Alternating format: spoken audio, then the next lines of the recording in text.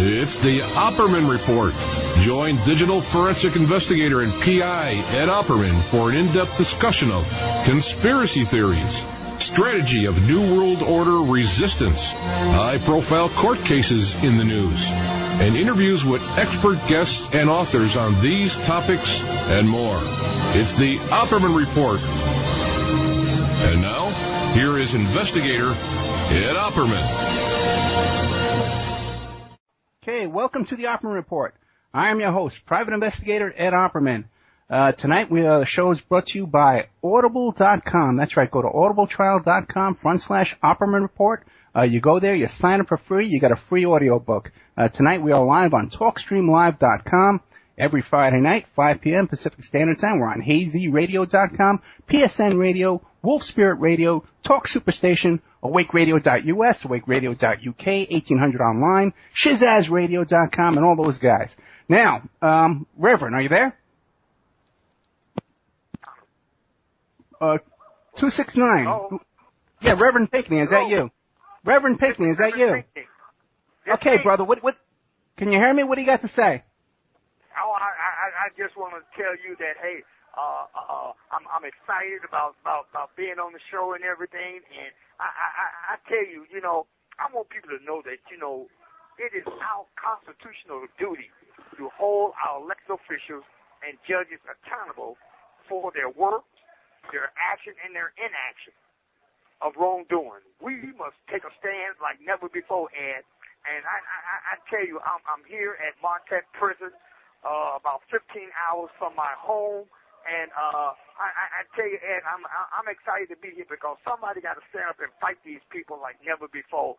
And Ed, I'm excited. Let's put it that way. It's a thrill. So I'm here, and I think that we're all heading in the right direction because we're going to expose a corrupt criminal justice system, not just in Barron County, but around the whole country. That's my plan, to show people that these people, not only do they lie, and they do whatever they want, and they can tell you that you don't need evidence in order to send somebody to prison, which that's what they did to me. I'm sitting here in prison going to serve 30 months.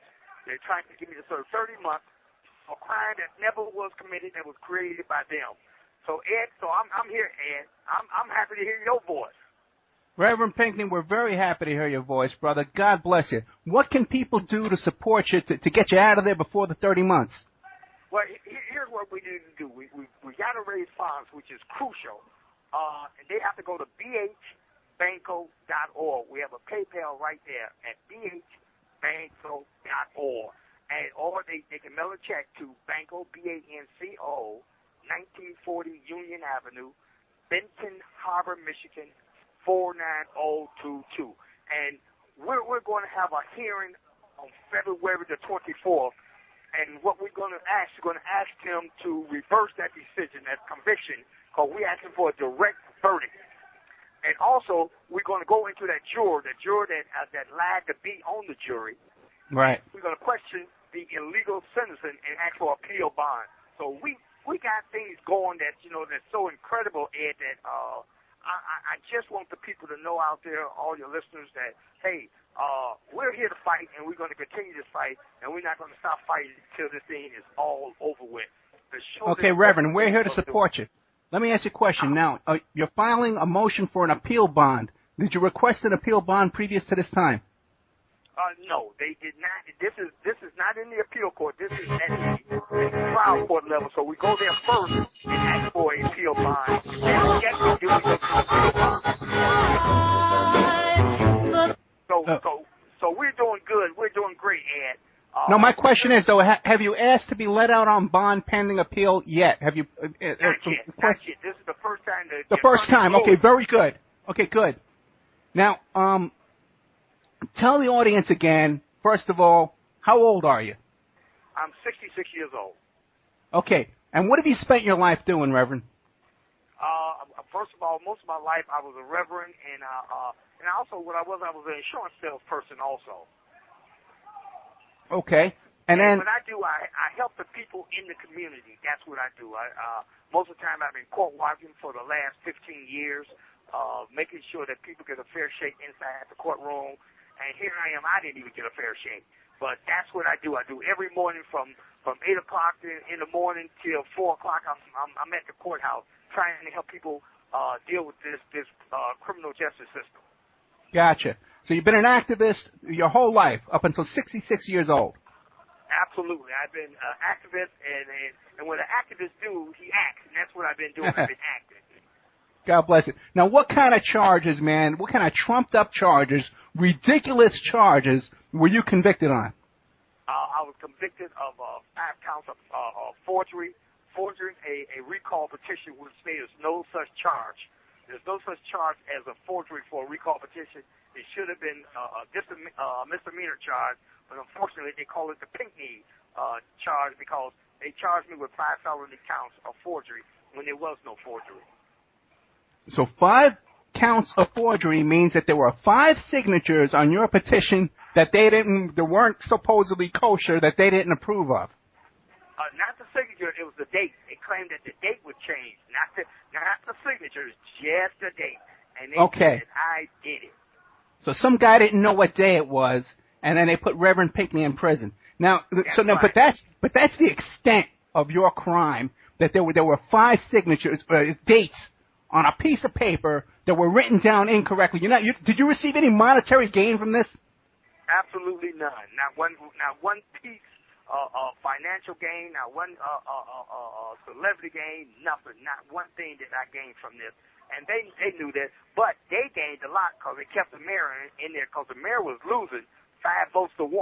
So they had to pull a rabbit out of their hat to help him. That's what they did. Okay. So the mayor stays in office, and Reverend Pinckney goes to prison. How many years did they want to put you in prison for? What was your sentence did you get over this? 30 months to 10 years in prison. Okay. 30 months to 10 years in prison for a crime that was created by law enforcement. Now, the prison they sent you to, it's a maximum security prison, is it not? Well, no, the maximum is across the street. Okay. It's a low level, but it's like it's ran like a maximum security prison where they keep you locked down. You can't use the phone like you wanted. You can't do the things you need to do. And like the day they had us locked down all day. A lot of stuff be happening here. A lot of people getting stabbed. A lot of people getting cut. It's just so much going on here in this building that nobody will believe it is what it is. But here's the thing. They brought me up here in shackles. Can you believe that? And, I believe it. And refused to cut the heat on doing the transportation. See, you know how you heard about waterboarding? I call that travel boarding because they had me freezing for 2 days, not 1 day. They refused to cut the heat on because they wanted me to suffer. They thought that they was torturing me, and that's what they wanted to do more than anything else. Okay. Now, has your wife been able to come visit you? No, she will not be able to come visit me. This is 15 hours from our home. So there's no way possible for her to get up here unless she flew up here. And I don't expect her to come. I'm expecting good things. I'm expecting the appeal court to release me and get me out of here. I'm expecting that. The ACLU have also filed a brief in reference to my charges. So I'm sitting pretty, and we're going to let the world know that you need evidence in order to send somebody to prison, which is the most important thing that I can let the people know. You must have evidence to send somebody to prison. Right. So that's where we at. And even when the judge and both the prosecutor both echo the same thing that you don't need evidence, let a jury decide. And this jury was motivated by something other than the truth. I don't know what their level of motivation was, but personally, my job is to make sure I correct what they did wrong. And you're saying that there was some kind of jury misconduct because one of the jurors lied during voir dire and knew one of the county clerk she knew? Absolutely. She knew Sharon Tyler. Not only were they Facebook friends, she also runs the parade, and for the last 4 years, Sharon Tyler was in the parade. But also, the sheriff himself for the last 10 years has been in the parade. So we know that she has some connection with him, whether she want to admit it or not. So we just need to get the record straight and deal with that on that level. So we're doing all the things that we need to do to make sure that we stay on top of what we're trying to accomplish here, because this thing has to stop. And it's just not about Reverend Pinckney. It's about this whole criminal justice system that we're dealing with. Now, Reverend, how much time do they give you to make phone calls per month? Is it limited? Well, I can make phone calls usually 3-4 a day, but they only give you 15 minutes. You know, people line up to use the phone. And, okay. And that's how it's done. So if usually in the evening time, like this is a good time for me to call you and talk to you, because I can stand in line and use the phone the way I want to do it during this period of time. It's only 15 minutes. The call is only 15 minutes long. So gotcha. Actually, it may not even be 15 minutes, because it takes them maybe 2 minutes to hook up to everything, because they want to record everything I say, which I don't mind, because they need to hear this, because it's important that the Department of Corrections hear what I'm saying in reference to some of the conditions here, which should be addressed. So now, just so people understand, how much is this 15-minute call costing you? It's costing me a fortune, and yeah. And believe me, it costs more to use this phone than one can ever imagine. But what we want to do, we want to make sure that, and here's the bad news for everybody: the Department of Corrections get a cut of every call we make. They get a cut of let's say if you bought potato chips here or something like that, they get a cut of everything that you buy. And listen to this: the Bush family has stock where they own a company that sells food to the Michigan Department of Correction. Who would believe that? Well, anybody with their eyes open would believe it. You know, listen, we're living under a fascist state. We're living under an oligarchy. And I think, and they got a reverend in prison for 30 months because there's 5 dates on a piece of paper that don't match up. Mm-hmm. Well, see what it was. We believe that they did it. They altered the dates themselves. That's my belief, because everybody who testified that they signed it on the date that was on the recall petition.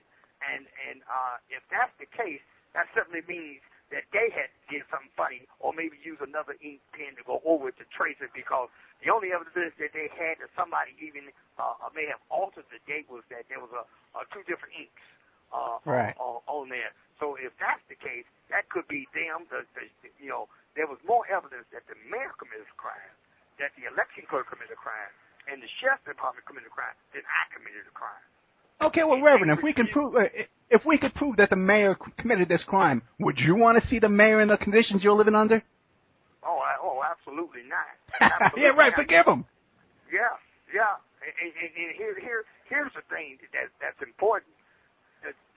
They knew that the mayor had committed, that he manufactured the evidence to start the investigation, but they did nothing. Not a thing. He manufactured the evidence to start the investigation. The clerk turned the petitions over to the sheriff's department without a warrant, without a subpoena, without a court order, which she broke the law, and she stated she turned them over, and the sheriff's department stated that they received the petitions without a warrant. So there's evidence of crime committed by all 3 of these people, but there's no evidence that I committed a crime. And what we need, but in order to prove that, we need money, right? Yeah, so we're almost getting to prove it. It's definitely. Matter of fact, it's a statement. Everything I just said is. You have 1 minute remaining. 1 minute left. Give your bank account. So listen, let me say this to everybody. Go to bhbanco.org. We need to raise funds for this transcript. And those of you out there who can't help, please help. Just go to bhbanco.org. We have a PayPal there. And we need help in order to get this transcript. And I just want to tell you, Ed, I really appreciate you having me on your show. It's an honor and a privilege. And even though I'm in prison, I have to eat this lousy food, and the food is the worst in the world. But listen, it's all for mankind. It's just not Brother, Reverend Pinckney. When we get you out of there, I'm going to cook dinner for you, right? All right, yeah, I appreciate that, Ed. I'm looking forward to you cooking dinner just for me. You hear that? And, I love you, brother. Love you too, man. Take care, Ed, and thank you so much for having me. And God bless you, man. God bless you too, and I will talk to you very, very soon. Thank you, brother. All right, take care now. Oh, boy. Well, there you have it. The Reverend Pinckney, what are we going to say? Guy's fought his whole life for you and for me, for justice, for social justice, for economic justice, for the people up there in Michigan. And this is what they do to him. He has a place in my heart. I love the Reverend Pinckney. And, I'll take a call from anybody in prison anytime. I've taken 1 million collect calls from guys in prison, guys in jail. I've bailed out 100 guys in jail. And I will do anything I can to help a guy when it says in the Bible, you got a brother in prison, man, you go visit the prisoners. You go visit the prisoners, you take care of them. And, that's what I try and do. And I love you, Reverend. And, I'm going to put up on the blog how to, you can mail the Reverend, send him letters, it would cheer him up. Anything you can put in his commissary, anything we can put in his, defense fund, okay? I appreciate all that. Now, we have with us tonight, the second focus of our show tonight is a fascinating guest, Dr. Judith Reisman. She's the author of Stolen Honor, Stolen Innocence, How America Was Betrayed by the Lies and Sexual Crimes of a Mad Scientist. Sexual Sabotage, How One Mad Scientist Unleashed a Plague of Corruption and Contagion on America. Kinsey, Crimes and Consequences, The Red Queen and the Grand Scheme. Soft Porn Plays Hardball, Its Tragic Effects on Women, Children, and the Family. Kinsey, Sex and Fraud, The Indoctrination of a People. This is all about the Kinsey Report. And fascinating information. We're going to be getting into this. This is an incredible woman. I just want to remind everybody, though, that you can. It's a listener-sponsored show. You can donate to the show at oppermanreport@gmail.com. We're not getting enough donations to stay afloat, so we really need your help. And if one thing we can do is if everybody listening to my voice right now goes to the Opperman Report YouTube channel and you sign up and you watch those videos, we can make YouTube and AdSense and Google Ads pay for this show. But we need like 10,000 subscribers because where we are right now ain't doing it, okay? So the plan is we already signed up for iTunes to start selling a podcast and try and fund the show that way. I want to do investigations for you guys. I want to do investigations for you like I did with the Epstein report. But it takes time and it takes money, and I cannot afford to fund this myself. I'm sorry. Okay, now we're bringing in Dr. Judith Reisman. Right now. Fascinating. This woman worked for not for Doctor, but for Captain Kangaroo. Hey, Dr. Judith Reisman, you there? Hi, yes. I love you. We're live on the air, okay? And it would be best if you turn off your video because then we'd have a better audio connection. Oh, yeah, let's see. Okay. Okay, it's off. There you go. Dr. Reisman, I have been watching everything about you on YouTube, and I am in love with you.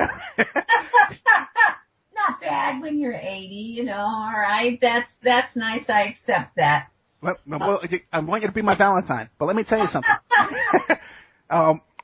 For a woman who's 80 years old, I gotta take my hat off to you, my friend. I was watching you today on the Donahue show.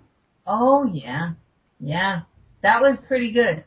But let me tell you, you stood your ground against those smug, arrogant, snickering men, those perverts, and you stood up there, man. You stood your ground with those men. And I gotta take my hat off to you. Oh, thank you very much. But are you really wearing a hat? No, I'm not wearing a hat. Yeah, that was really fun, that Donahue thing. And he was stunned, because his audience, which, usually absolutely goes along with him. The minute I forced him to put up the tables, of the children in Kinsey's book, the minute the people in the audience saw those tables and saw that was a 5-month-old baby, a 2-month-old baby, having orgasms supposedly, with and timing, that finished him. He was finished. Yeah, they were absolutely outraged. That's what would happen if the public was aware still today of the basis of all the sex education that we've had and all the changes in our laws, citing to the great Dr. Kinsey's methodology and his excellent research. Dr. Kinsey, the guy was a zoologist and an entomologist. The guy was a bug doctor. Yep. But let me ask you a quick question that I want to get into, really start the interview for real. But Was Donahue, was he snarky like that off the air with you as well? No, actually, he became very quiet. He wasn't friendly, or anything, but he was upset. He was calm and really upset because he didn't realize that he was going to get in this kind of trouble. The Kinsey Institute had written to him, and they threatened to sue him. Really? Yeah, and he was absolutely sure that he could blow me under. He could just stomp all over me. And so he told them, "Don't worry about it. I'll take care of it." And he did not take care of it. And so they banned the show from a lot of the stations refused to show it. That's how bad it was. Yeah. Really? Uh-huh. Yeah. Yeah. Okay. Dr. Reisman, tell us about your life, your education, and how you uncovered this Kinsey story, which is a nightmare. It's a horrific story. When people hear about this man tonight, I hope we get it all out. This is a horrific story of this man and his activities and how it's changed society. Yeah, the world, really. He's now, the Kinsey Institute now has consultative status at the UN. They are going to educate India and China and the whole world, about sexuality. And now all the other countries are going to be able to be just like us. And we'll, showing 50 Shades of Grey puzzles to the middle school children of all the world. Is that a thrill? Describe that puzzle you're talking about, because you sent it to me earlier today. Yeah, one of my colleagues sent it to me. It's available online. I don't suggest people get it, but that's it's a puzzle that was given to. It's a language puzzle. We're trying to increase the children's understanding and their language skills. Instead of Shakespeare, we're giving them 50 Shades of Grey. So it's a find, you have a puzzle where you find the words, going vertically, horizontally. And this puzzle has words from 50 Shades of Grey, which are for the children, like nipple clumps. I don't know what I can say. I don't know what I can say here on television or on the radio. But they have all there are words on there that, frankly, there are a couple of them I didn't know, and I've been involved in this nasty business for a long time. But, obviously masturbation, the children should be able to find that on the web, on the puzzle. Obviously, torture is one of them, sadism, bondage, in case they didn't know that bondage isn't just black slavery, it's for fun and games. They're all on there. Every word, at least most of them, for various perversions that no adult should be exposed to, much less a child. And of course, they'll all be asking, what that means and going to see what it means. And then many of them will try it out. They'll try it out on each other. They'll try it out on a sister, on a brother, younger ones. Because that's what children do. They try to learn by practicing. Yeah, especially if they have no moral guidance in their life. Even, if they have moral guidance and they come across this thing and it's look it up, okay, and their parents are in another room or something, it's never suspecting that they're, they got that in school. This was handed to them in school. So what? Mother and dad aren't supposed to be in the schoolroom all the time, are they? So there are those teachers that we trust. Did you ever look at the number of teachers arrested for child sexual abuse recently? Women and men. So, they're getting these kinds of puzzles, and they're getting them from deviants, from pederasts, from disturbed people who are trying to groom the children for their own purposes. Yeah, and like you were saying, I listened to many of your interviews today, and back in the 40s and the 50s, it was a different world. Yeah. Yeah, and what happened out of the blue, the Rockefellers decided to fund this study. So tell us about this. Well, as you said, Alfred Kinsey was a nobody.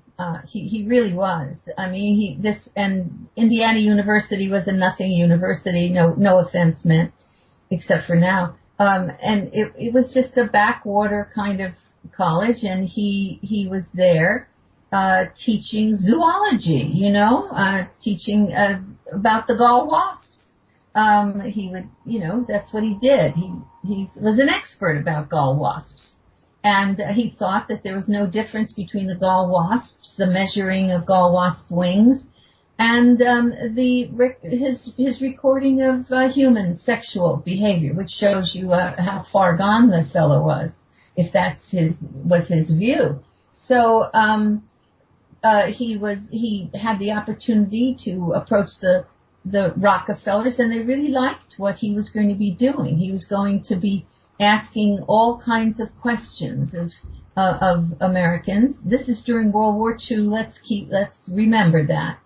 During World War II, when normal guys and even most women, if they weren't overseas, serving in the Army, Navy, Marines, Air Force, and all, if they weren't overseas risking their lives, they were working pretty much for the military. They were working on war, on the front, home front, and they were not able to talk to him. There was no talking to Kinsey. If you look at his research, he does not list, and he lists everybody he can that he interviewed. He does not list members of the military, because they couldn't talk to him. So he talked to he had homosexuals that he specialized in. Well, he himself was a bi-homosexual. His wife was a beard, was what would be called a beard. He did have 4 children. I think it was by him, so that would mean he was capable. And he created a sex. He said he was going to work on a sex marriage course. Well, in order to work on his sex marriage course, he said, "Oh my goodness, gee whiz, golly, nobody knows anything about sex." That was news to most of the people in the world at the time. But anyway, nobody. Judith, do you think he approached Rockefeller, or the Rockefeller Institute approached him? Well, it's hard to say. There was a meeting between the Rockefellers and he. Let's just say they were very much in agreement. They were very in accord. And Rockefeller supported Kinsey throughout his time collecting, and they knew that he did not do a scientific job. They knew it. One of their key investigators made it very clear. He said, "What's going on? This man doesn't know anything about statistics. He was phonying his data." He said, and so the next thing we know, the Rockefellers promoted, this guy up the ladder, so he wouldn't be around. So there are all kinds of shenanigans going on, and he, of course, was a draft dodger and had arranged for all of his lovers, his men, the guys on his working on his book and so on, were his lovers, or one of them couldn't manage to homosexually act out, so he had to, do other kinds of actions for him. So no, these were serious pedophiles. These were seriously insane people. Who ran the Kinsey Institute at the time, and the subsequent people have been questionable. So how did he get all his data? So he had 1,400 sex offenders. He said in his collection, mostly then homosexuals, because they weren't allowed in the service at the time, Right. And prisoners. He went to all the prisons. And so these were supposed to be the sexual behavior in the human male, the average human male. The average the National Research Council, the average white college male. Well, baloney. The guy said, 1% of the college population really. There's only 1% of the nation is in college, he said. So that wouldn't be the right people to use. Anyway, he created massive lies based on these sex offenders and all these other. Pardon me for saying so. You're not supposed to use the word perverted individuals. And he created these data from that, which he called Sexual Behavior in the Human Male. That then became a major best-selling book because of the Rockefeller Foundation. They sent books to all the medical people. They sent them all over the world. They helped finance his travels. Indiana University got money from them. So he lectured to thousands and thousands and thousands of students in 1948. Those were our future leaders. Those were our future doctors, lawyers, prosecutors, and so on. And what he did was convince them that their parents were hypocrites. Their parents were liars. Listen to me, said he. I will tell you the truth about sex. And, the thing that amazes most people is when I mentioned that Hugh Hefner was a virgin. He, like most of the guys were, most college guys were virgins in up to the early 60s. And he had sex when he was 22 for the first time with his fiancée. That is how our guys really were at that time. So it was totally different. But now, what do you think the motivation was of the Rockefellers to bring about this big change in sexual? They were a eugenics inclined foundation. They really believed in certain people are superior, them right. and Kinsey, and you and I would be on the other end of things. At that time they were very much promoting the idea of sterilization of the wrong people, so that there would be sterilization of you and me, but not of them. The New World Order. I mean, I guess that was the name of the game. And that was the start of it, right? Yeah. Well, it even started earlier than that, really, with the Carnegie Foundation and just the turn of the century. But there are always people who want to be king, who want to be royalty, who want to control the world. There always are. It's never been different. It's just that, those were ours. Those were our people, our royalty who wanted to control the world. And they've directed things since. They and the other so-called philanthropies. They have huge influence in schools here in the country. They shape globally. They shape things there too. And Kinsey's been the backbone for that because they needed science. Planned Parenthood had to have somebody scientific to back up their abortion, their pornography aims, and so on. And he was the scientist who provided them. So, but what do you think the goal is? What benefits them by turning us into a nation of perverts and accepting child molestation and sexualizing children and all these bizarre beliefs? And I mean, I can't look into somebody else's mind. Right. They keep things close to their chest, But all I can say is they've supported terrible, terrible people and terrible aims and known what they were doing. That's all I can say is that they have known what they are at, what they've been doing. Playboy came up. Playboy was the foundation of that. I mean, Playboy came out of Kinsey. Hefner said he was this uptight kid, until he read Kinsey. And Kinsey changed him forever. And he would now be Kinsey's pamphleteer. He said, if Kinsey is the scientist, I will be his pamphleteer. Which is how come I realized that Playboy had to be producing child pornography. Because Kinsey was a child abuser, was, producing that was in his books. It was very clear. And so I began, when I did my research for the Department of Justice, Juvenile Justice and Delinquency Prevention, I knew that Playboy would have child pornography, and indeed it did, and indeed it does, and indeed I won the legal case, the case in the Netherlands against Playboy because I said that they were a child pornographer. Yeah. And so they sued me in the Netherlands. They would never sue me here. I will make an announcement on your show. Please do sue me. Either the Kinsey Institute or Playboy. Be my guest. Yeah. So they sued me in the Netherlands. I mean, good heavens, you can win in the Netherlands, right?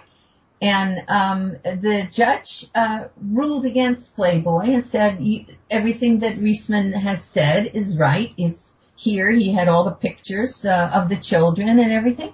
And so when they protested said that they objected to the judge's ruling, he said, well, then sue her in the United States. You've got a publication there, No, they won't. And right now, they're selling all their old issues, which are filled with child pornography. How do you think, you don't get to where we are today. You don't get to the trafficking. You don't get to people don't even know there was a sexual revolution. You don't get to where we are, in our behavior, without starting from somewhere. That's the somewhere we started from. There's been conditioning taking place and desensitization since 1953 with Playboy, since 1948 with Kinsey. Well, let me ask you this. Now, you've been fighting this, for a long time, like 40 plus years. Yeah. And I'm very impressed. So you even had that guy, Chester the molester. You helped get him convicted. Lost 3 years, thank you, because of me. Okay, before we get to that, though, I'd like to hear that story. But now, who is funding your efforts? Oh, yeah, that's a good question. It's nobody. Yeah, that would be nice, right? I haven't had the Rockefellers behind me. Yeah, I haven't had any big money. But the last few years I've been at Liberty University in the law school. And so, thank you very much. I've had an opportunity for the last, 3 years. I've been supported now by, my faculty. I'm, a research professor there, and I'm a director of the Liberty University's Child Protection Center. So we're getting some support here, and I have a lawyer that I work with. Mary, Mary, I won't tell. And I work with the Liberty Council, which what about do you speaking engagements still? I notice you do a lot of speaking gigs. Yeah. It's abroad in Europe, and here. But the Liberty Council is a legal, nonprofit foundation, so I've been able to then contribute a lot of my work, a lot of my research to cases that they were pursuing, and we won. Well, basically, we had a buggery case in Jamaica. Buggery, being what buggery is. Sodomy. Yeah, sodomy, right. So sodomy case in Jamaica, and I'm happy to say that, that the plaintiff backed out of it. You know, when our material hit the court. So that was a nice success, and had success in Croatia, big success in Croatia, and a couple of other places I don't remember. And I'm going to Switzerland. We've got major stuff, cases happening there. So you know, it's at the end of my term, so to speak. You know, and but I figure if Justice Ginsburg can last till 82, you know, and fall asleep when the President Obama gives his speech, and that's perfectly all right. You know, so I'll hang on and keep going. Well, God bless you. Yeah, thank God for that, and thank God suddenly, you know, at least.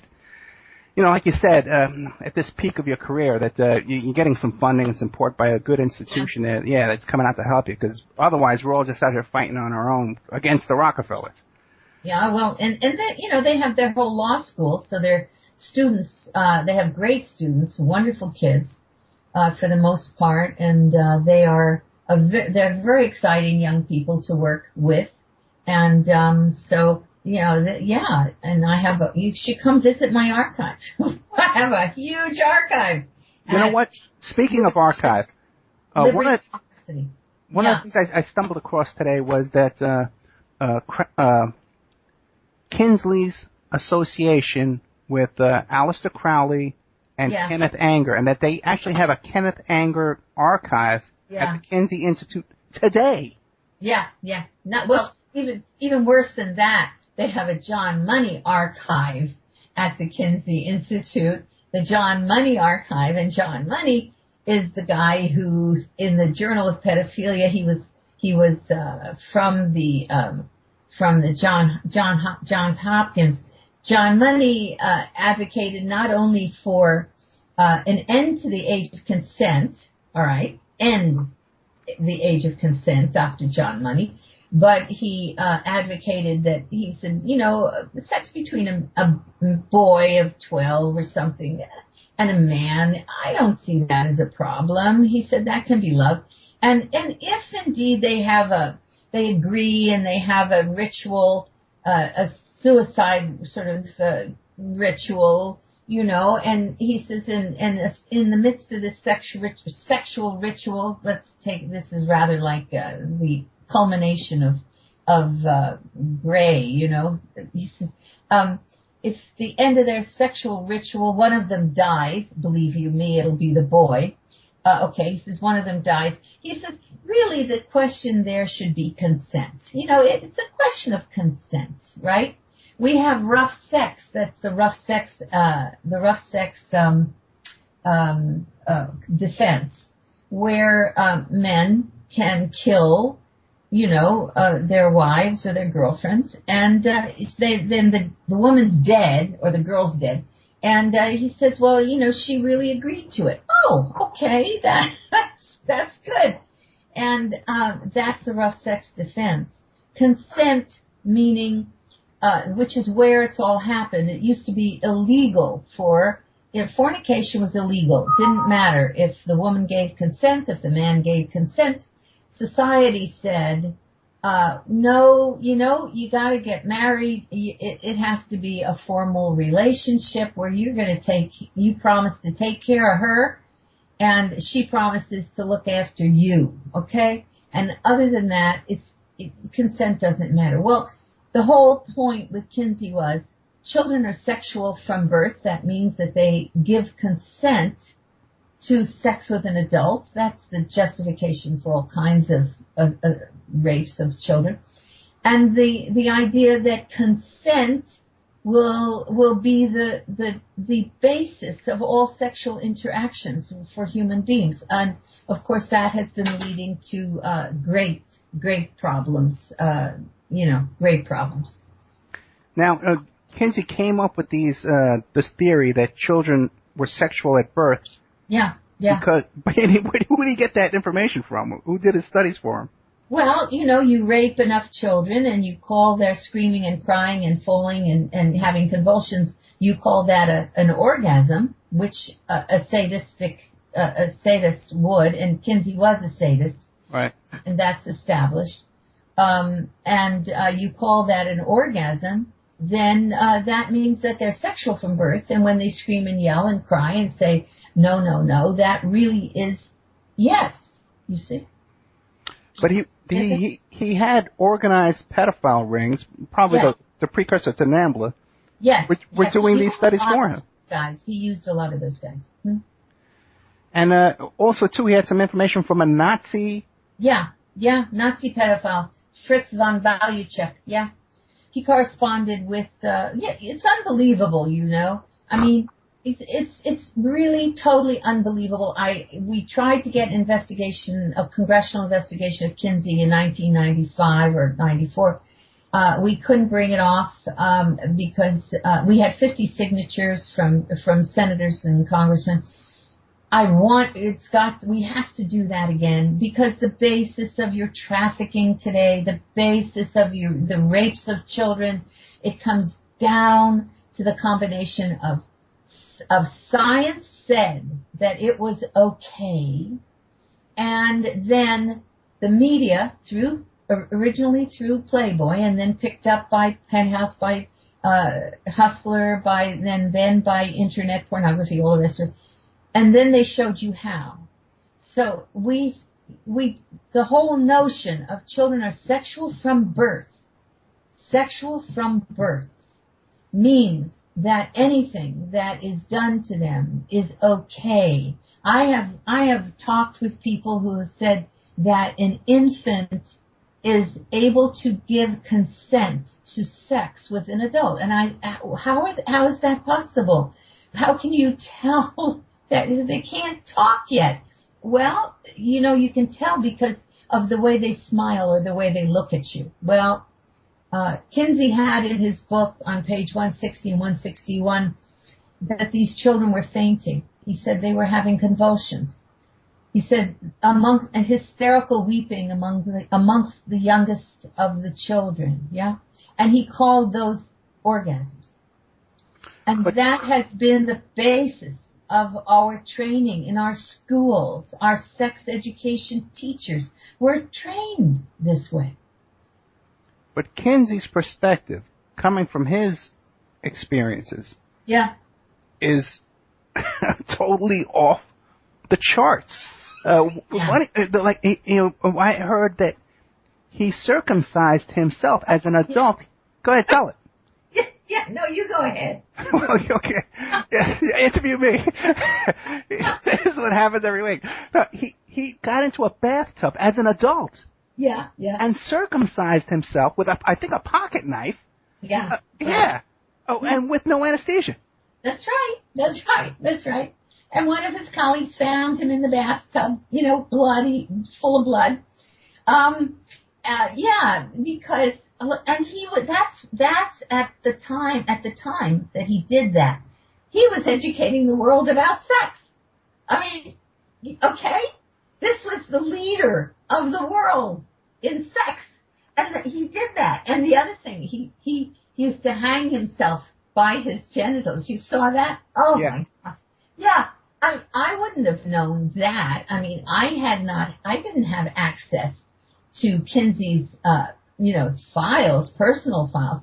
So the only reason that I found out was because his biographer, James Jones, worked for the Kinsey Institute, and the other biographer, the people that they let in, also worked, for the Kinsey Institute. They were known to be friendly, to be hagiographers, really, as the saying goes.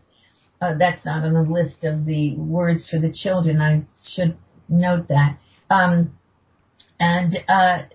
they explained, yes, he would tie his genitals to a rope, hang himself from the genitals, in the basement of the university, in his office there down in the basement. And and they would find collapsed on the floors, hanging from. I mean, the man led the world in sexuality. Is there any reason we can believe we are not crazy? Right, and they just did a movie glorifying this guy. Yeah. With the handsome Liam Neeson. You look at a picture of Kinsey, the real Kinsey. He looks like Aleister Crowley. The guy looks insane. His eyes are all, you can see insanity in his eyes, and there's evil in those eyes. Yeah, that's now, but really, when he was young, as a young man, he truly did look a lot like Neeson. He was a handsome young man. He really was. Very handsome young man. But you can't do those things to yourself. You cannot be involved the way he was. He was, the homosexual. He would, have sex with his students. He would have sex with the men that he interviewed. He would go into the bathhouses and have sex there. Well, yeah, you're gonna, you kind of decay that way, outside of the fact that he had venereal disease of some kind or something. He appears, he died of associated problems with orchitis. That was from the things that he did to himself. They were appalling. And perhaps, venereal disease, which wouldn't be a surprise either. But no, the other thing is, he was a compulsive masturbator. The autoerotic experience for him was very important. He really did not function. He could not function without that, without doing that. And he did it regularly, constantly. And that was one of the things that he wanted to get the American people to become adjusted to. He said, you've got to your marriages will be better if you do this, if you, And so he made all his mythology up about masturbation. No harm from that. Well, he apparently died from associated. He may not have had the, warts that you're supposed to have, but it was certainly associated with his death. The things that he did. How old was he when he died? Oh, he was 56, I think. Okay, see, that's a young man, yeah. Yeah, he was 56, and they claimed that it was his hard work, and I'm sorry. No. That was no. Yeah. Well, when this movie came out glorifying him, you must have been the go-to person. You must have been doing a lot of media at that time, no? Actually, no. It's interesting. They, look, I'm a problem. Yeah. The media was there to glorify him. Not just the film, but all of the media were there to glorify him.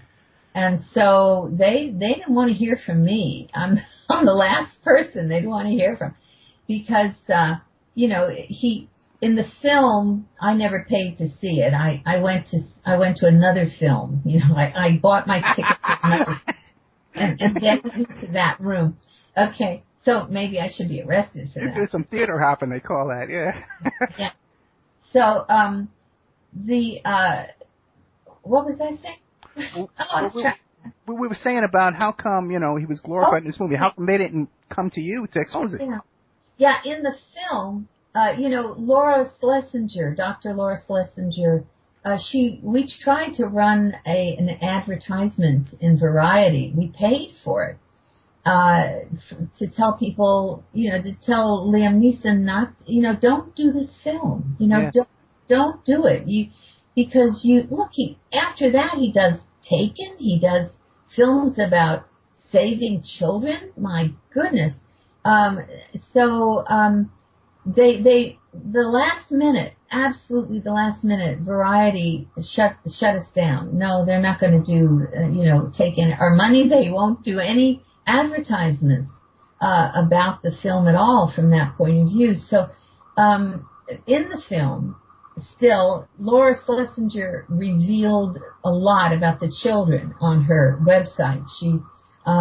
She's covered that to some extent. And so in the film, the director, Condon, said Well, because of Schlesinger and that Reisman, I had to include something about the children, you know. He didn't plan on doing that. And so there's a little scene where it sort of touches on his the children, how this one man, you know, assaulted the children. But they skip past it as quickly as possible. They don't really, a person doesn't really understand what they've seen. But I've been told that they did not get any of the Academy Awards. Linny got an award, but supporting actress. But they planned on getting a lot of awards, and they didn't get any of the other awards. She was the only one who got an award. You know, she said something very interesting. She played Mrs. Kinsey, and she said everything we've ever learned about sex, all of the things we have learned about sex, she said, we've learned from the Kinsey Institute and from Kinsey. Which is kind of true, you know. Yeah. But now, do you we're getting down to the break here. We got 3 minutes till the break. And it's a nice little long break. Now, but have you received a lot of harassment from these organized groups? And because they are organized, these guys, this is a big lobby. Yeah. Lobby. Oh, well, I used to get a lot of little troubles, you know, a lot of trouble, but not really. I got some threats. They're going to kill. But I haven't gotten too much of that. I should feel, that I'm not important enough. I don't know. Yes. Well, I noticed on Facebook, not Facebook, but on YouTube, almost every video has these comments by this segment of society, this organized segment, saying, well, we're going to flag this. This is homophobia. We're going to flag this. We're going to flag this. Yeah. Oh, there's all of that. Yeah, I don't take that seriously. Well, we got 2 minutes. Tell us the story real quick about Chester the Molester from the Hustler magazine. He did a regular cartoon series. By the way, the cartoon is the most important part of the magazine. Hefner admitted that. He said that the cartoons are much more important. They're more important to the reader than the centerfolds. So because you're going to learn everything from the cartoon. The cartoon is going to condition you. So they had a lot of most of their child sex abuse was in the cartoons. But Chester Molester, his was a regular cartoon about little girls being beaten over the head with a bat or something and being, dragged off and kidnapped and raped. One of the cartoons shows shows him with a young girl, about 12 years old, and he's molesting her. And she's on the phone and she says, well, Charlie, I have to hang up now. My father has some work for me, something for me to do. The daughter, testified that Chester the Molester, who was Dwayne Tinsley, that cartoon was exactly what was happening to her. And he came and showed her the cartoon and he said, here, see this? This is us, you and me. That was when he would be raping her. So we got to use those cartoons in the trial, and the jury convicted him, they convicted him largely because of cartoons based upon the testimony of the. Okay, welcome back. We are back with Judith Reisman, Dr. Judith Reisman, the author of Stolen Honor, Stolen Innocence, How America Was Betrayed by the Lies, Sexual Crimes of a Mad Scientist, Sexual Sabotage, How One Mad Scientist Unleashed a Plague of Corruption and Contagion on America, Kinsey Crimes and Consequences, The Red Queen and the Grand Scheme, Soft Porn Plays Hardball, its tragic effects on women, children, and the family, Kinsey, Sex and Fraud, The Indoctrination of a People. Now, all these books are available on the Opperman Report blog. You just go there, you can click on them all, and you can pick them up tonight. Boy. Great. Yeah. Great. Yeah, I'm hoping we can sell you some books, too, because this is good work you're doing here. Yeah, well, we sure do try. Well, you seem so, especially when you do your appearances. I watched a bunch of those today. You seem so delightful. Do you get discouraged over all this? Thank you. Thank you. Yeah, do you get discouraged? Yeah, sure. Yeah, but the long view, you got to have the long view. We're doing what we have to do. It's a privilege, frankly. I'm privileged to be able to bring this kind of information to people. And so, you just do the best you can. And, it's discouraging because, look, I see the blood in the water. The children are being destroyed. They're being destroyed physically, mentally, emotionally.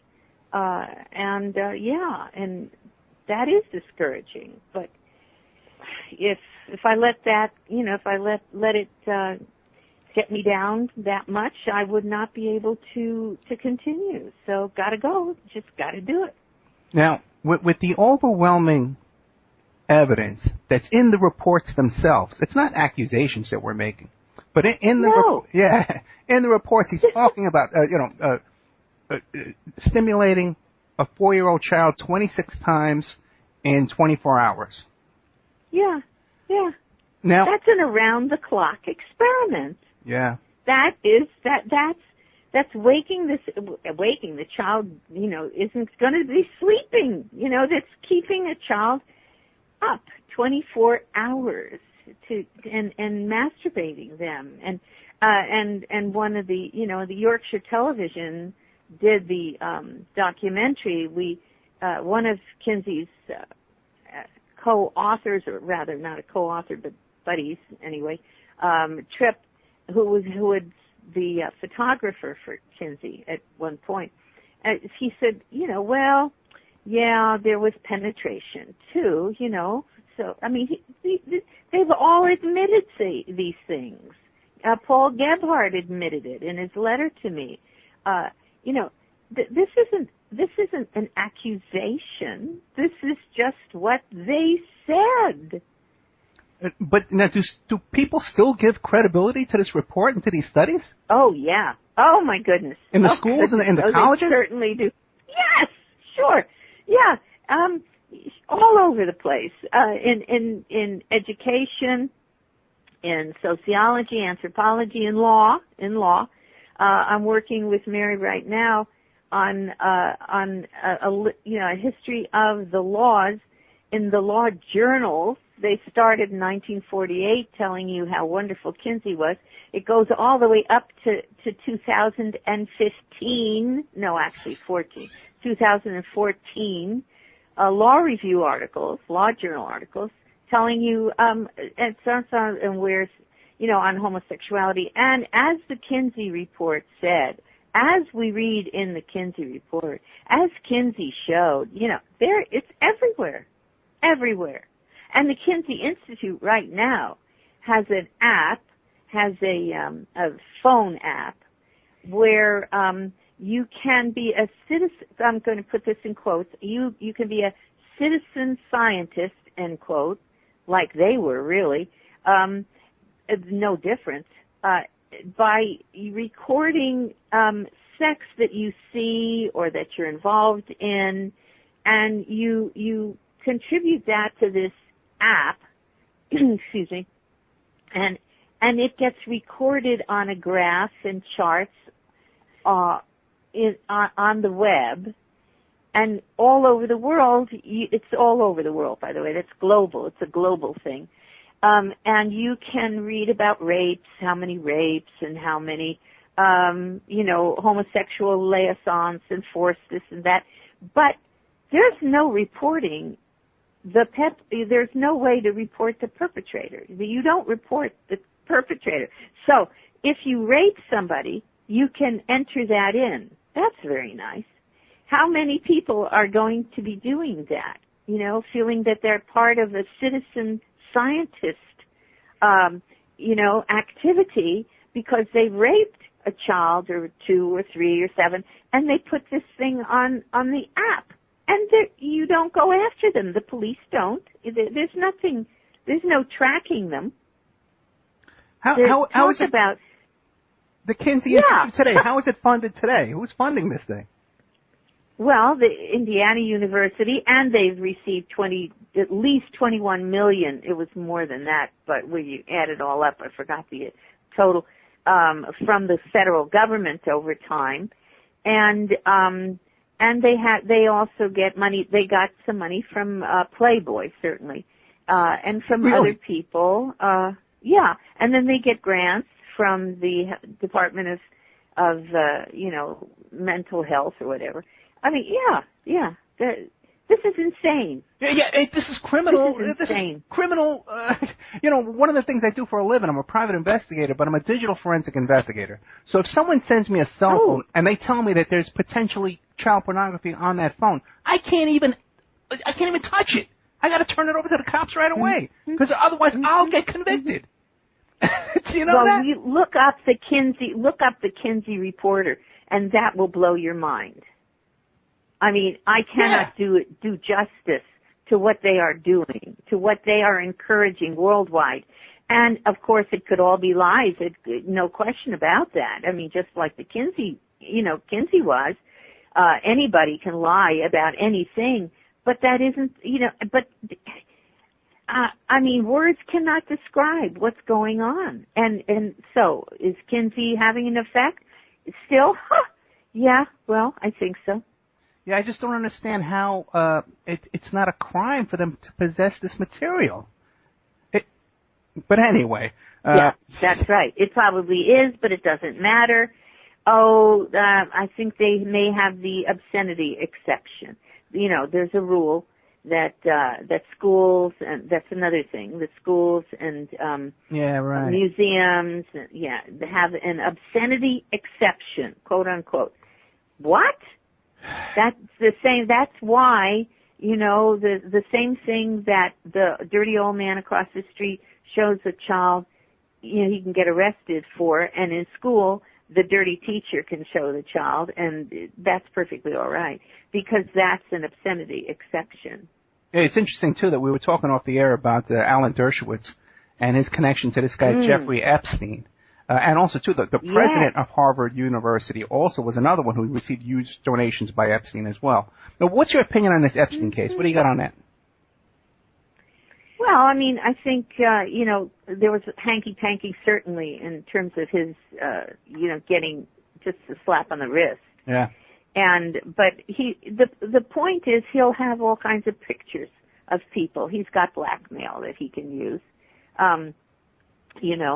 So, well, we did get some of those pictures that were on the front. I have to admit, I bought the Inquirer, the Prince Andrew and the sex slave, caught on video. So, but Dershowitz, well, I mean, I would really be interested in everything that we could, find out about Dershowitz. None of them are clean, in my view.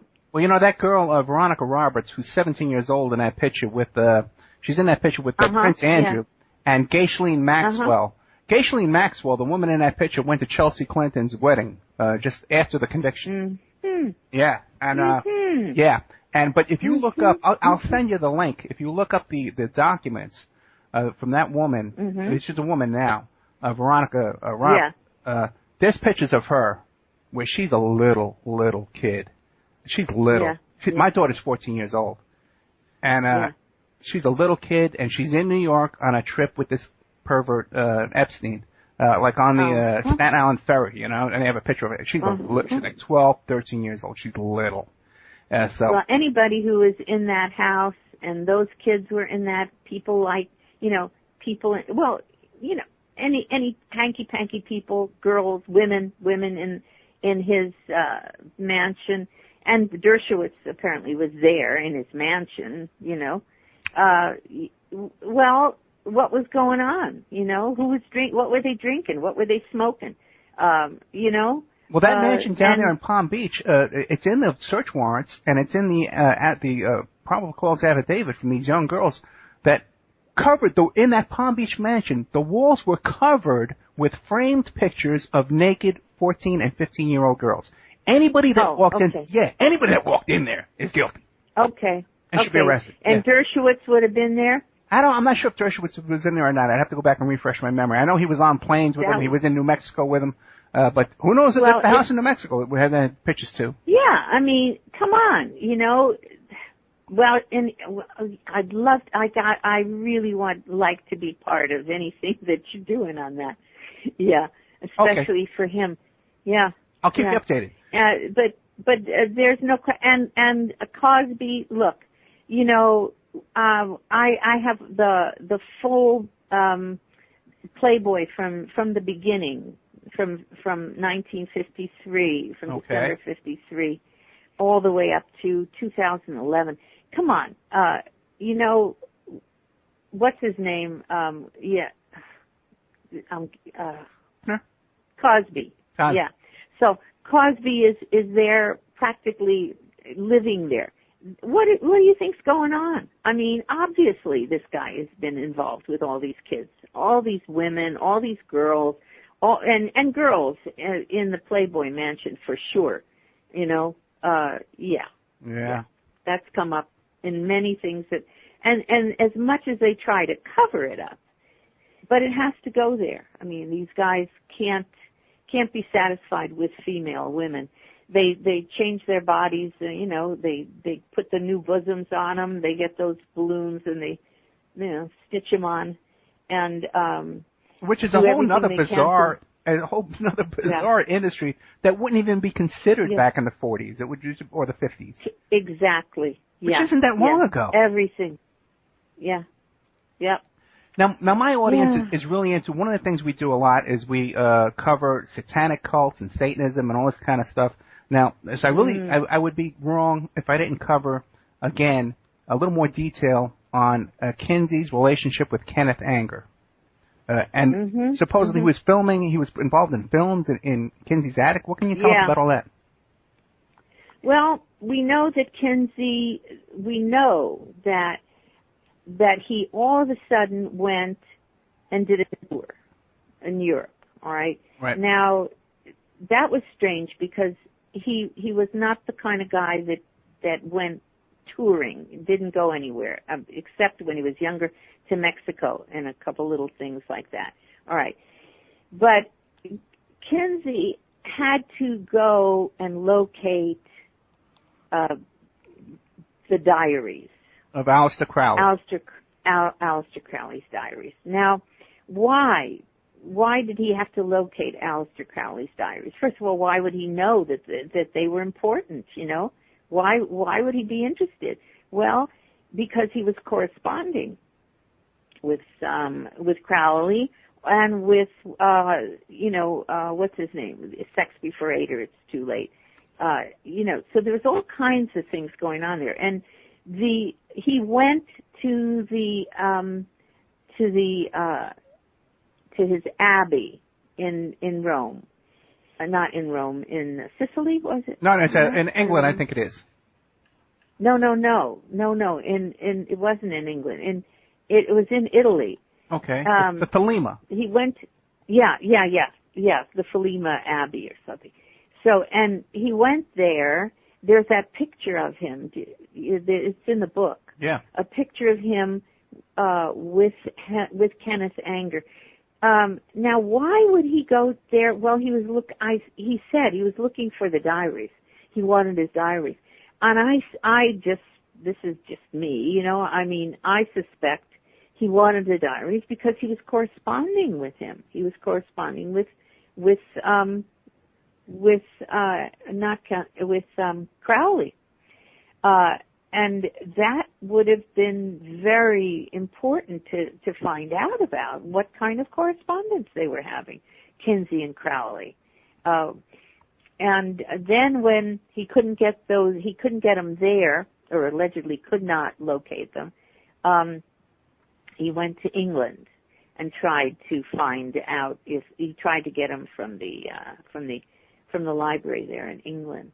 And Kenneth Anger was very close with Kinsey for a while. Those are trails that ended. I couldn't find more at the time. But, I was working alone. That's, this required a proper research establishment. I mean, lots of people to dig into these other avenues. Yeah. And I couldn't do it by myself. So those were some of the ones that died. So we had a record that led us to black children in orphanages that where he would go into the orphanage, and who knows what he did in the orphanage. Where were those orphanages located? Oh, there's a list of them in my book. Well, like what state? One was in. Pardon? Like what state? Oh, in several states. Okay. Yeah. I'll find it for you later. Well, let me ask you a couple of questions. Where are you located? In Lynchburg, Virginia. Lynchburg, Virginia. And that's where your archives are, in Lynchburg, Virginia. Yeah. Y'all should. Y'all come. Y'all come to my archive. You know what? Because I got a couple of guys, okay, who would be thrilled to look through your information. Like I have a frequent guest, William Ramsey, who's an expert on Crowley, and this is kind of stuff that needs to be followed up on. Because Kenneth Anger, Kenneth Anger was friends with Bobby Boussalet, who was one of the Manson killers. Mhm. Yeah. I read something about that, and the intertwining of all these guys, and there's another one. Stewart, Samuel Stewart. That's the one. Samuel Stewart is mixed in with all of that too. But, and what's his story? Yeah, Samuel Stewart. What is his story? Who is he? Samuel Stewart, was a tattoo artist. Okay. He was one of Kinsey's researchers, quote unquote. He was a homosexual. Well, he wasn't a homosexual exactly until Kinsey talked to him, because he was interested in women. But Kinsey convinced him that that's a waste of your time. You're not really inclined to that. And so he accepted homosexuality. He became oh golly, I don't remember now, but there's a big book on him now. I wrote something in Salvo, a history of it. It's all, the memory. Yeah, I know. It's the first to go, right? But yeah. Samuel Stewart was one of his weird guys, and he collected a lot of the really. What did he do? I don't remember now. It's too much. Yeah, I gotcha. Yep. Okay, but the thing is, though, man, is that it seems like Kinsey, if he's hanging around with Kenneth Anger and Aleister Crowley, and the founders of NAMBLA. Oh, definitely. Yeah, one of the guys on the Yorkshire television show said, I think it was Gebhardt, or it was the Trip. It was the organization. It was the group of men who became NAMBLA that they were getting all their kids from. Not all their kids, but some. Yeah, that's where they were getting all that information with the stopwatches, where they were timing the orgasms and all this kind of thick, detailed information. Yeah, that had to be organized. I mean, he even admitted that they were trained, that they trained them to do it. Yeah, I know. Yeah. Okay. Yes. Yeah, you tell me that this isn't worthy of a congressional investigation, that it isn't necessary, that we've got to have it. Right. But now you did some lecturing and some instructing at the Quantico, Virginia, at the FBI. Yeah. Now, how come they're not looking at? You have some connections over there. Then how come they're not looking into this? Not anymore. How come? Anymore. What happened? It got too hot. Yeah. It got too hot. It got too hot. What year were you down there at the FBI? Oh, 82, 83, 84. Yeah, see that? Quantico. Yeah. Yep. Because you've heard of these other scandals. Depew. Yeah. Yeah, what's his name? Depew, who was the head of the behavioral science unit, and Ressler and Ken Lanning and that whole crew. It was just when they started the behavioral science unit. And they were supposed to join with the FBI and the police, because they always kind of didn't get along too well. But they were supposed to get together. We had a meeting. They were going to unify that and myself and Ann Burgess, the Dr. Burgess, with the research and start collecting. This was in the 80s. Any situation that had any kind of pornography in it where there was a crime, which was what needed to be done. There was, you have to read it to my book. And so, we were going to do that. We were going to set up a serial murder and kidnapping task force. That's what we were doing. We were supposed to do in 82, 83. Do you realize where we would have been if we had followed that? Yeah, today? But that's right around the time. Are you familiar with the Franklin cover-up? Yes, I am. Okay, then that's right around that same time. You right? Mm-hmm. When it seems like there's people in the White House, from the top down, were involved in all this kind of stuff. Yep. Okay, good. Now we have a question. There was there was. I'll never forget it.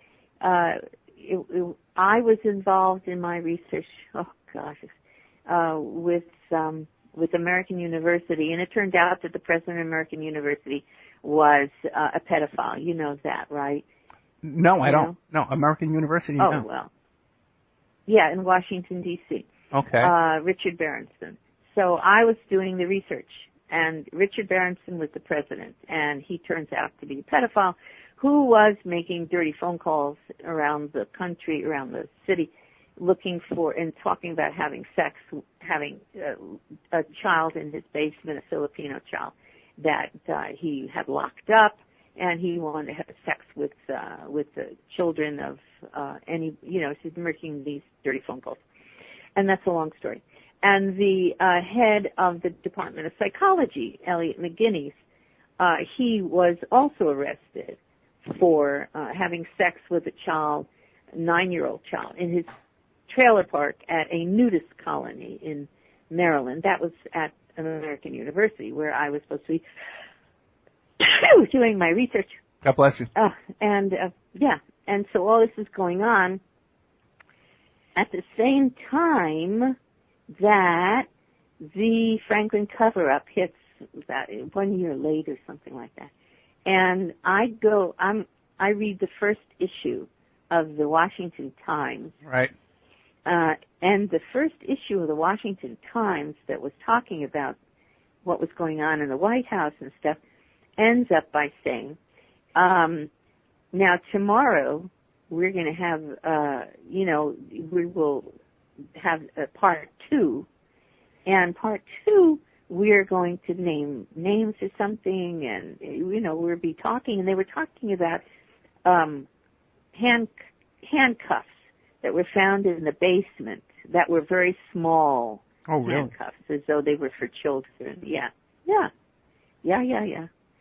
And the next morning, I go running out to the doorstep, for the newspaper, and there's no number 2 edition. Yeah. Yeah, I remember that too. I remember. Okay. Yeah. Now I got a question from one of our frequent contributors, Mark Nanaman, and he says, speaking of blackmail, he says that the Kinsey would show pornography to any journalist or congressman who visited him, and then he'd convince them to give their sex histories for his study, compromising them and blackmailing. Are you aware of any of that?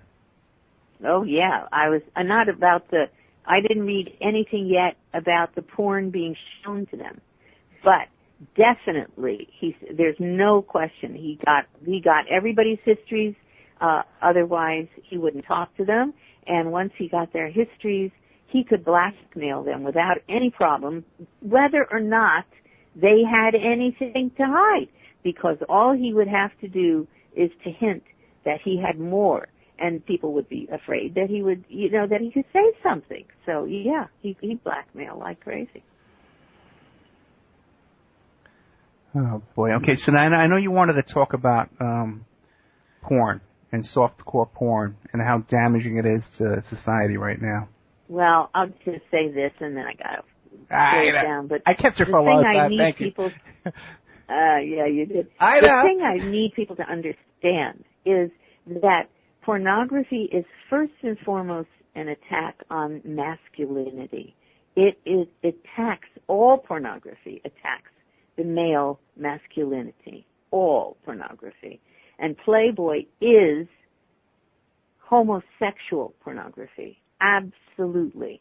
It adheres to all the values, the standards, the morals, everything of homosexuality. There's nothing heterosexual about even Playboy. And the thing that people have to understand is the reason for the high rate of arousal and the addiction then that follows is because there's this, they recognize intuitively that this that they're looking at is a threat to them. And they fear it, and they have shame, and they have fear, shame, and hostility, all kinds of emotions like that, going together directly down into the genitals. And that is the reason that that thing can never stop. It goes on and on and on. And there's no way that you can call that sex, because when people have sex, they never have the same state of arousal, because there is not the same level of fear and shame.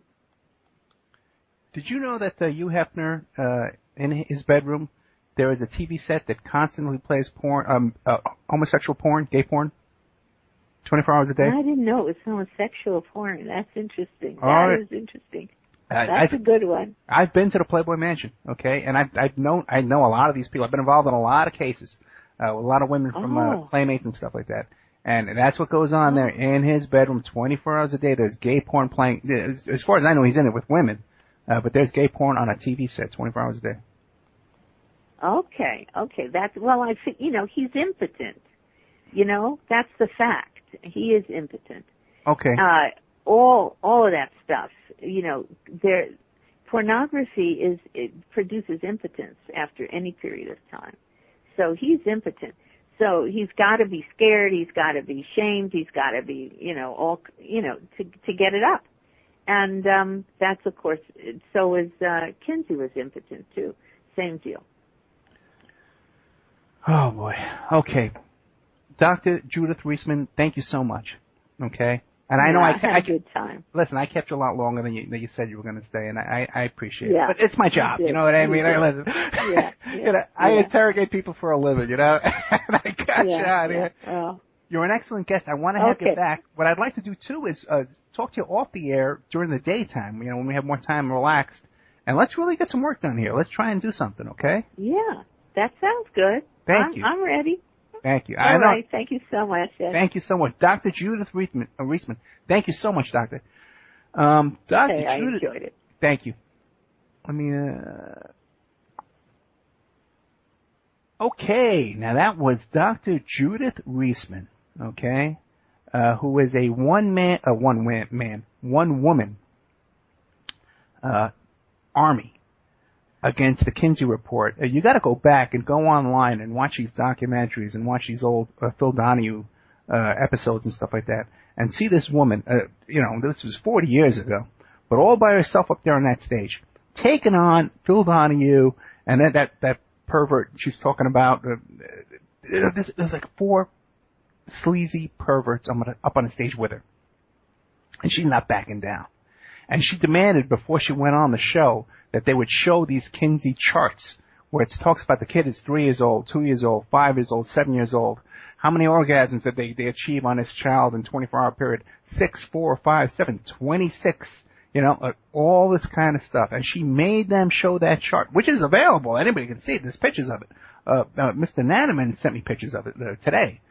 So anyway, God bless it. Dr. Judith Reisman, she's out there fighting a good fight for a long time. We got heroes on our show tonight. Dr. Reisman's a hero, and Reverend Pinckney's a hero. God bless them both. Now, you can find Dr. Judith Reisman's books on my blog, the Opperman Report blog.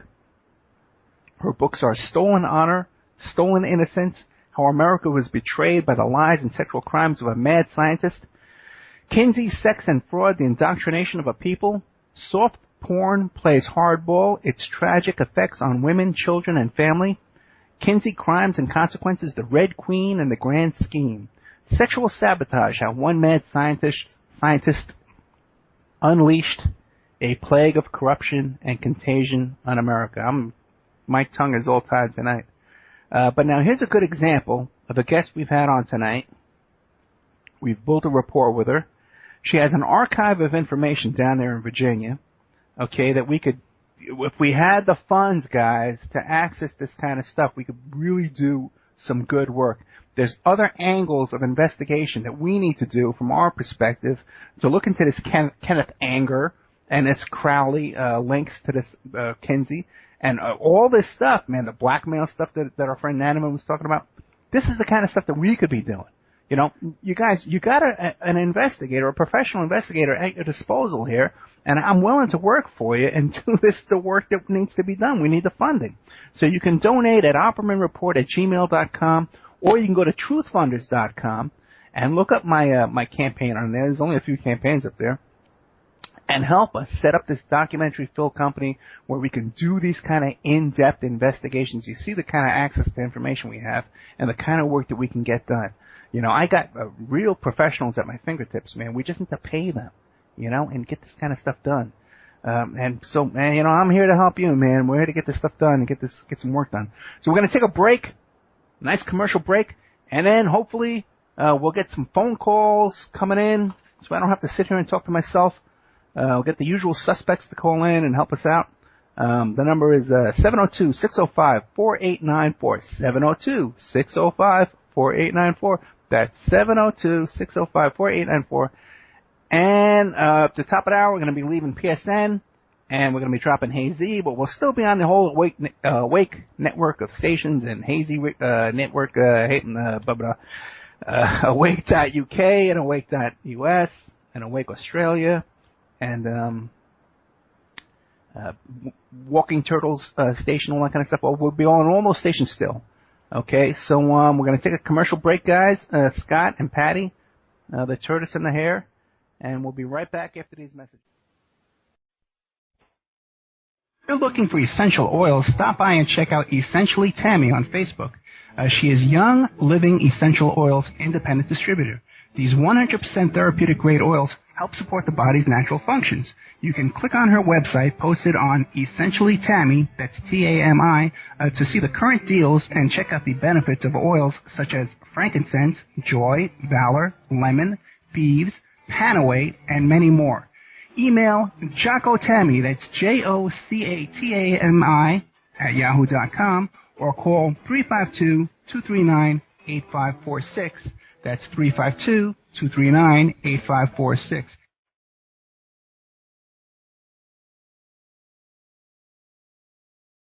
Hey, don't forget good old Amanda at Pacific West Bamboo. Pacific West Bamboo, 503-839-8126. You can reach her at demroots@oppermail.com. Pacific West Bamboo, your number one source for timber, construction, and craft-grade bamboo poles, plants, products, and more. They specialize in eco-friendly reclaimed wood products for the home and garden. They're located in Portland, Oregon, servicing the Northwest for over 10 years. They can be reached at 503-839-8126. That's 503-839-8126. Her Facebook page is Pacific West Bamboo. They can and do ship nationwide, and they're currently getting a new line of bamboo flooring, veneers, and laminates made from Guadawa bamboo, one of the world's strongest bamboos, grown and produced and manufactured in Central America using only economically and environmentally friendly practices and standards.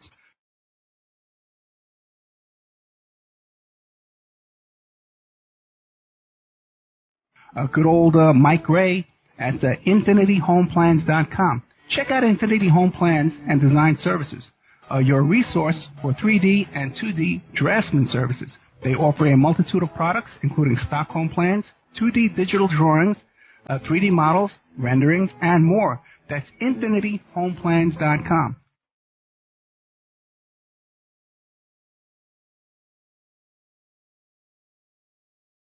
Hey, don't forget emailrevealer.com. That's my website, emailrevealer.com. And we offer all different kinds of services. Current place of employment locate. Let's say you're trying to locate where your ex-husband or your ex-wife is working so you can collect on child support. You contact us, we can locate their place of employment for you and help you collect on that child support. Let's say you think that your husband or your wife is cheating on you. Give us their email address and we can trace it back to online dating websites and dating services. So we have a multitude of services on emailrevealer.com.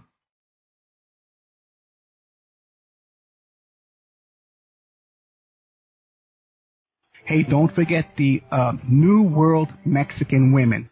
Okay, and just Google New World Mexican Women. You can find their book where they first describe their love letters to their men and their sons and their uncles and their brothers who have traveled from South America to North America to work as migrant workers.